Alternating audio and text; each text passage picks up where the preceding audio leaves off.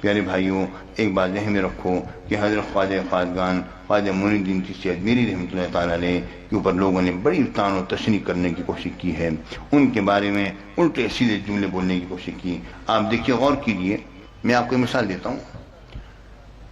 ہمارے مولانا محمد شفیع صاحب گولڑوی مرحوم، بالکل نوجوانی تھی میرے پاس آئے، اعلیٰ حضرت عظیم المرتبہ کے ملفوظات لے کر آئے، اس میں بیمہ کے جواز پر اعلیٰ حضرت کا فتویٰ مجھے دکھایا۔ اعلیٰ حضرت لکھے بیمہ جائز ہے، بیمہ پالیسی۔ پھر میں اب علماء نے اصل میں بعض مسائل بدلتے ہیں زمانے کے بدلنے سے، ٹھیک ہے نا، بعض مسائل ہوتے ہیں جو کہ قرآن اور حدیث کی روشنی میں دیکھا جائے، لیکن اس کے بعد زمانہ بدلتا ہے تو مسائل بدل جاتے ہیں۔ ہمیں کہا گیا عورتیں مسجد میں آ سکتی ہیں، پھر زمانہ بدلا تو روک دیا حضرت عمر بن خطاب نے، ٹھیک ہے نا جی۔ اعلیٰ حضرت کا وہ فتاوی جو لے کر آ گئے، جناب بیمہ پالیسی جائز ہے، دیکھیے علماء بات کر رہے ہیں، میں آپ کو دکھا رہا ہوں۔ میں نے جب ایک نگاہ ڈالی ہلکی سی، میں نے کہا مولانا ٹھیک ہے، میری بیمہ پالیسی کرا دیجیے۔ کہ نہیں دیکھ پڑھ لیں، میں نے کہا پڑھ لیا۔ اعلیٰ حضرت کی بات آ گئی، مجھے اب تحقیق کرنے کی ضرورت نہیں ہے۔ کوئی ایک گھر تو ایسا ہوتا ہے نا جس میں انسان مکمل اعتماد کرتا ہے نا۔ میں اعلیٰ حضرت کی بات آ گئی، اب میں اپنی تحقیقات شروع کر دوں، عجیب سی بات کر رہے ہیں۔ ہو گیا لکھ دیا، ختم، آپ دیں کرا دیں۔ میں نے جناب علی وہ اور دیکھا نہ تو دیکھا اور جناب پیسے دیے مولانا کو۔ اس زمانے میں 3450 روپے دیے تھے میں نے، مجھے اچھی طرح یاد ہے۔ جب دے دیے، بیمہ پالیسی ہو گئی، اس کا جناب فارم آ گئے، میں نے سائن کر دیے۔ سائن کرنے کے بعد فارغ ہوا تو پھر مجھے معلوم ہوا کہ اعلیٰ حضرت نے فتاوی رضویہ کے اندر اس بیمہ پالیسی کے خلاف 2 فتوے جاری فرمائے ہیں۔ میں نے مولانا شفیع صاحب کو بلایا، مولانا یہ آپ نے کیا کیا؟ کہنے لگے میں نے تو ان کے ملفوظات میں دیکھا تھا، ملفوظات کس نے جمع کیے تھے، اعلیٰ حضرت نے یہ کہا ہے، یہ کہہ کر جمع کر دیا، اور ان کی باتیں کہی ہوئی کسی نے سنی، جیسے اس کی ذہن میں آئی اسے لکھی، اور کہنے لگے میں نے تو وہ آپ کو دکھایا تھا۔ میں نے کہا مولانا مہربانی فرمائیے، میرے پیسے مجھے واپس دلوا دیجیے۔ اعلیٰ حضرت کا فتویٰ مل گیا نا، فتاوی رضویہ میں اعلیٰ حضرت کی تحریر ہے بھائی، ملفوظات تحریر ہے۔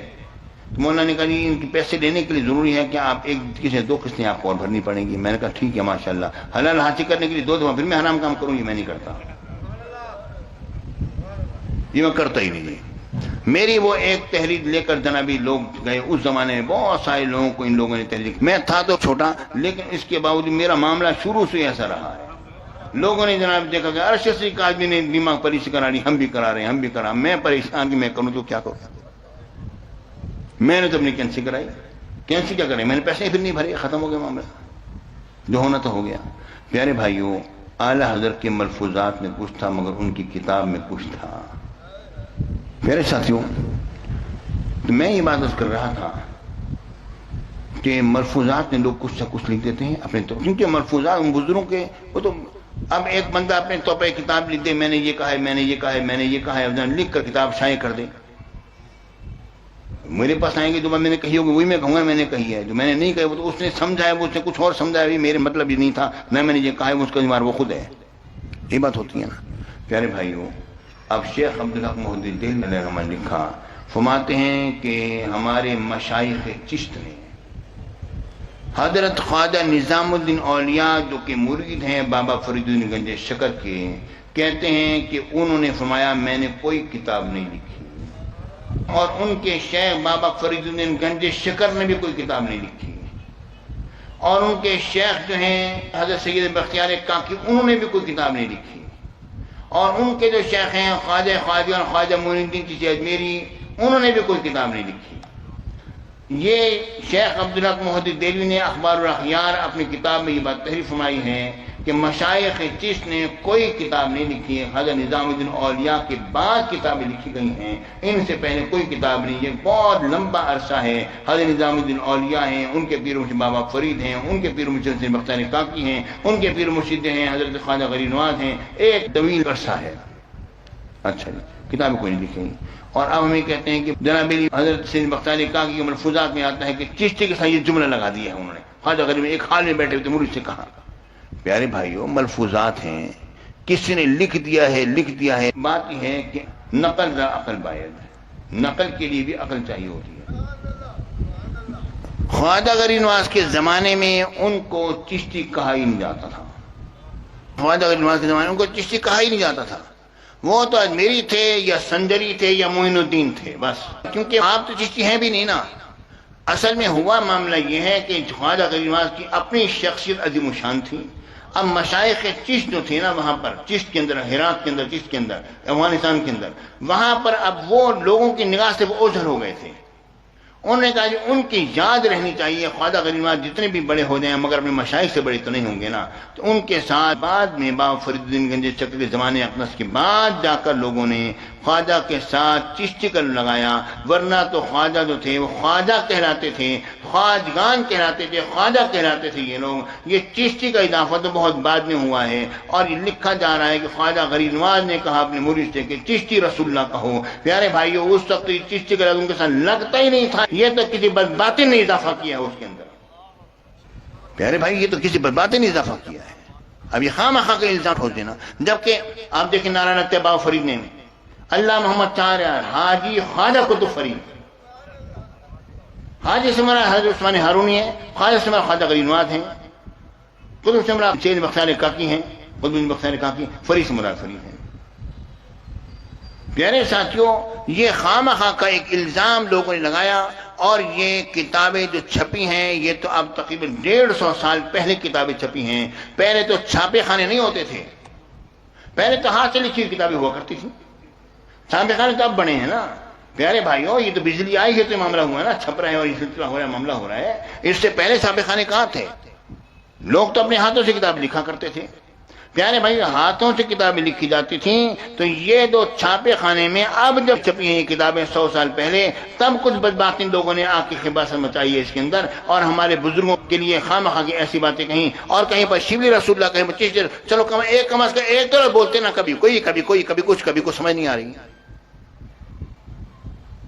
پیارے بھائیوں، ہمارے یہاں پر تو یہ چیز ہے ہی نہیں، کیونکہ ہمارے خواجہ کو تو خواجہ ہی کہا جاتا تھا. چشتی تو اب جا کے کہنے لگے ہیں، اس وقت تو چشتی تھے ہی نہیں. یہ تو کسی نے لا یقینی تو اضافہ کیا ہے ہمیں بدنام کرنے کے لیے. اور بدنام کرنے کی بھی کچھ وجوہات ہیں کہ کچھ اور لوگوں نے اس طرح سے کلمے اپنے نام کے مولوی نے پڑھوائے. انہوں نے کہا ہم تو مرتے ہیں تو ہم تو ڈوبتے ہیں صنم، تم کو بھی ڈوبیں گے. اصل معاملہ یہ ہوا ہے.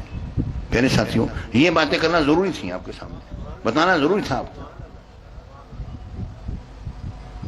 تو پیارے ساتھیوں، بات اصل میں یہ ہے کہ ہمارے خواجہ ہر عیب سے مبرہ مصفہ ہیں، جنہوں نے ساری زندگی حضور کی غلامی کی ہے. وہ کون حضور کا ہم سے نہیں کر سکتا ہے؟ نہیں جناب، پھر یہ کتابیں چھاپنا بند کرواؤ. بھائی میری ملکیت ہو تو میں بند کرواؤں نا. کوئی بندہ چھاپ دے اٹھا کر، میں کہوں تو میں نے کیوں چھاپی؟ وہ کہے گا کہ آپ کے جملہ حقوق اس پر لکھے ہوئے ہیں. پیارے بھائیو، میری کتاب کو چھاپے تو میں اس پر کیس بھی کر دوں. میری کتاب تم نے ایسی کیوں چھاپی بھائی؟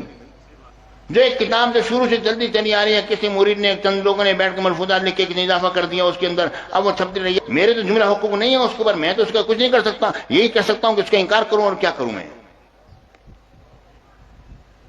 ٹھیک ہے نا جی. میرے ساتھیوں، جملہ حقوق تو ایسی کتابوں کے ہوتے ہی نہیں ہے. میرے ساتھیوں، یہ خواہ مخواہ کا جھوٹا الزام ہے، صرف جھوٹا الزام ہے، صاف صاف جھوٹ ہے، بکواس ہے. ہمارے اور اللہ کے خلاف لوگوں نے بکواس بازی کی اور کچھ بھی نہیں. خواجہ غریب ایسے کیسے ہو سکتے ہیں؟ ممکن ہی نہیں ہے، کیونکہ چشتی کا ان کے لیے تھا ہی نہیں جی. اور شیخ عبدالرحمن مودودی دہلوی نے اپنے اخبار الاخیار میں بہت پہلے یہ بات لکھ دی ہے. کہتے ہیں کہ ان مشائخ چشت نے کوئی کتاب لکھی نہیں ہے. بات جان چھوڑی، بات ہی ختم. میرے ساتھیوں، بات یہ ہے کہ میرے آقا حضور علیہ السلام ایک حدیث پاک مجھے یاد آتی ہے، جو حضور کی وہ حدیث پاک سناتا ہوں، بات کو ختم کرتا ہوں. میرے آقا نے فرمایا، میں نے خواب دیکھا. خواب بڑا طویل ہے، میں مختصر پیش کرتا ہوں. میرے ساتھیوں، میرے آقا نے فرمایا، صحابہ کرام سے صبح میں میرے آقا فجر کی نماز کے بعد صحابہ کرام کو خیر فرماتے، یہ بتاؤ کہ آپ نے کوئی خواب دیکھا؟ کسی کو خواب دیکھا ہوتا؟ عرض کرتا، میرے آقا کی تعبیر فرماتے. ایک روز میرے آقا متوجہ ہوئے، سب نے حضور ہم نے کوئی خواب نہیں دیکھا. میرے آقا نے فرمایا، لیکن میں نے دیکھا ہے. اب اس خواب کا ایک حصہ پیش کر رہا ہوں. میرے آقا نے فرمایا، میں نے یہ دیکھا جب وہ 2 فرشتے مجھے لے کر گئے. میں نے دیکھا ایک بندہ ہے جس کے منہ کے اندر لوگ پلاس کی طرح ڈالتے ہیں اور منہ کے اندر اور جبڑے کو یہاں سے گردن سے ملا دیتے ہیں. ایک بندہ کھڑا ہے، یہاں سے ڈالتا ہے، یہاں پر ملا دیتا ہے. اس کے بعد پھر دوسری طرف منہ پر جبڑے میں لیتا ہے اور یہاں تک ملا دیتا ہے. جب یہاں تک ملاتے ہیں تو پہلا جملہ ٹھیک ہو چکا ہوتا ہے، پھر دوبارہ اسی طرح کرتا ہے، جب اس کو اس طرح کرتا ہے تو یہ والا جملہ ٹھیک ہو چکا ہوتا ہے۔ میں نے کہا یہ کیا ہے؟ تو جواب یہ ملا، حدیث طویل ہے، تو انہوں نے کہا کہ قیامت تک یہ ہوتا رہے گا اس کے ساتھ، یہ وہ شخص ہے جو کہ جھوٹی خبریں آفاق عالم میں پہنچایا کرتا تھا اور لوگوں کو بہکایا کرتا تھا، اللہ تعالیٰ نے اس کی یہ سزا مقرر کی ہے۔ ہمارے میڈیا والے بھی اس بات کو جان لیں، جو جھوٹی خبریں جو چلاتے ہیں سارے اس میں آئیں گے، اور جس نے یہ جھوٹی بات لکھی، پیارے بھائیو، یا تو ہم اس کا دفاع کریں نا تو ہم مجرم ہوں، کہیں کہ جناب میرے خواجہ اگر میں لکھا ہے اس کا مطلب یہ نہیں اور یہ ہے اور مطلب یوں نہیں اور یوں ہے، کیونکہ ہم دفاع نہیں کرتے، ہم کیوں کریں دفاع؟ ہمارے خواجہ نے لکھا ہے کہا ہی نہیں ہے، وہ چیز تھے نہیں، اس تھے ہی خواجہ، یا تو معین الدین کہتے یا سندری کہتے یا اجمیری کہتے اپنے آپ کو، چیز تھے ہی نہیں اس وقت، تو یہ تو لفظی بعد میں بنایا، تو یہ خواہ خواہ کے لیے اضافہ کر کے ہمارے خواجہ کا سر لگا دیا۔ پیارے ساتھیوں، یہ بہت بڑا ظلم ہے، اور آپ دیکھ رہے ہو کہ یہ ظلم بڑھتا چلا جا رہا ہے، اور لوگوں کی بے عزتی کرنا کوئی مسئلہ رہ نہیں گیا ہے، اچھے اچھے عزت دار لوگ بے عزت ہو جاتے ہیں، اور لوگ پھر تحقیق بھی نہیں کرتے، پوچھتے بھی نہیں کہ ہوا کیا ہے۔ اللہ رب العالمین ایسے شخص ہمیں محفوظ و معمول فرمائے، آمین، وآخر دعوانا الحمدللہ رب العالمین۔